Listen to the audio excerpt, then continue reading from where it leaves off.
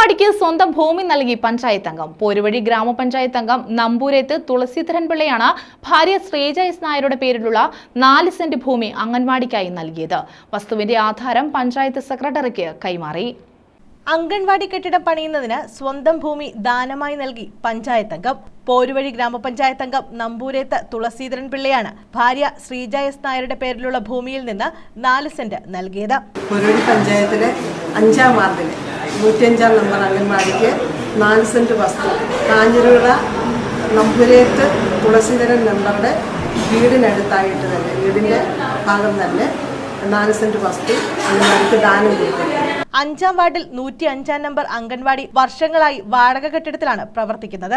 3 saint വസ്തു വാങ്ങുന്നതിന് പോരുവഴി പഞ്ചായത്ത് വർഷങ്ങൾക്ക് മുമ്പ് 1 ലക്ഷം രൂപ വകയിരുത്തി. ആ തുകയ്ക്ക് വസ്തു കിട്ടാതെയായി. വാടക കൊടുക്കുന്നതും പ്രതിസന്ധിയിലായിരുന്നു. ചൊവ്വാഴ്ച വസ്തു എഴുതി ആധാരം പഞ്ചായത്ത് സെക്രട്ടറിക്ക് കൈമാറി. Panchayat president Binu Mangalath, secretary Bindu, vice president Naseera Bibi, സ്ഥിരം സമിതി അധ്യക്ഷരായ രാജേഷ് വരവില, പ്രസന്ന, പഞ്ചായത്ത് അംഗങ്ങൾ തുടങ്ങിയവർ പങ്കെടുത്തു.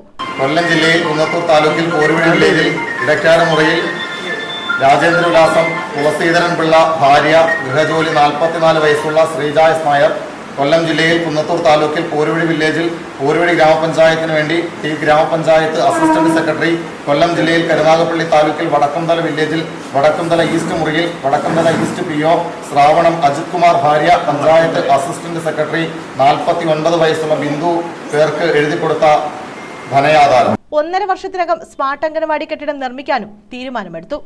News bureau, Sasthamkotta.